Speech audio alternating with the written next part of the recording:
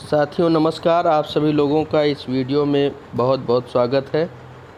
जैसा कि आप लोगों ने इस वीडियो के थंबनेल में देखा कि हम शिक्षा विभाग में प्राथमिक विद्यालय के सहायक अध्यापक से लेकर डिग्री कॉलेज के असिस्टेंट प्रोफेसर तक का ग्रेड पे जानने वाले हैं।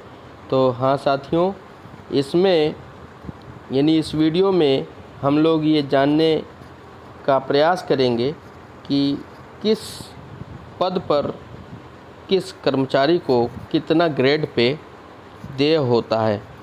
तो आइए मेरे साथ इस वीडियो में।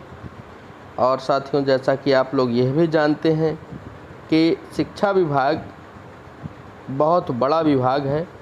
इसको परंपरागत ढंग से 3 भागों में विभाजित किया जा सकता है। पहला बेसिक शिक्षा विभाग जो कक्षा 1 से 8 तक के लिए है। दूसरा माध्यमिक शिक्षा 9 से 12 के लिए और 12 से ऊपर के लिए उच्च शिक्षा। तो 1 से 8 तक यानी बेसिक शिक्षा की बात हम करें तो बेसिक शिक्षा में जो प्राथमिक विद्यालय होते हैं उसमें अगर कोई सहायक अध्यापक पद पर हैं तो उनका ग्रेड पे 4200 रुपये होता है। जी हाँ साथियों, सहायक अध्यापक का जो ग्रेड पे है वो 4200 है। अब अगर ये प्रमोशन से हेड मास्टर हो जाते हैं, क्योंकि हेड मास्टर की जो वैकेंसी होती है वो सीधी भर्ती न हो करके प्रमोशन से भरी जाती है। तो जब ये प्रमोशन से प्रधानाध्यापक बनेंगे तो इनका ग्रेड पे 4600 हो जाता है। अब आते हैं उच्च प्राथमिक विद्यालय, जिसे हम जूनियर विद्यालय भी कह सकते हैं या कहा करते हैं, चाहे वो एडेड जूनियर विद्यालय हो या फिर हमारे परिषदीय विद्यालयों में उच्च प्राथमिक विद्यालय हो।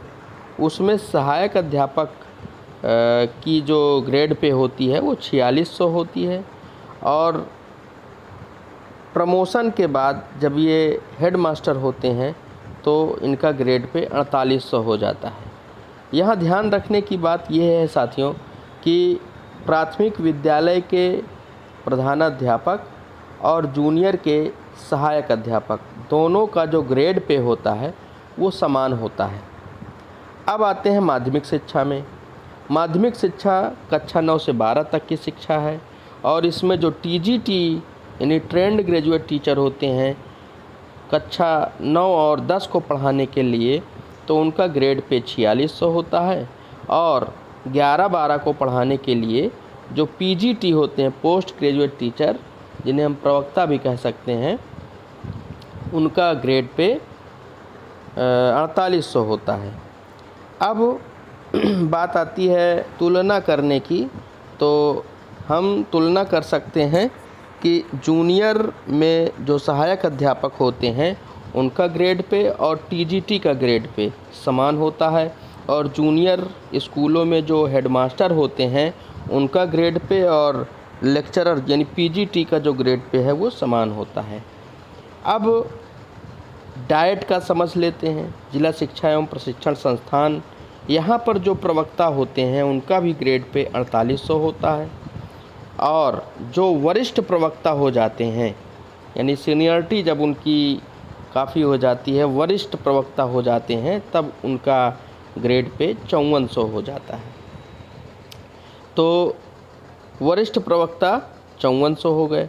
अब इसके बाद जीआईसी में अगर हम देखें तो जीआईसी में टीजीटी हो या पीजीटी हो, ठीक वैसे ही जैसे अभी पीछे हमने देखा कि अर्धशासकीय इंटर कॉलेजों में टीजीटी और पीजीटी का ग्रेड पे होता है, वैसे ही जीआईसी में भी टीजीटी और पीजीटी का ग्रेड पे होता है। लेकिन यहाँ जो प्रिंसिपल होते हैं वे बीएसए बन सकते हैं। जैसे वरिष्ठ प्रवक्ता बीएसए बन सकते हैं, क्योंकि बीएसए का जो ग्रेड पे है वो 5400 है और जीआईसी के प्रिंसिपल का भी ग्रेड पे 5400 होता है।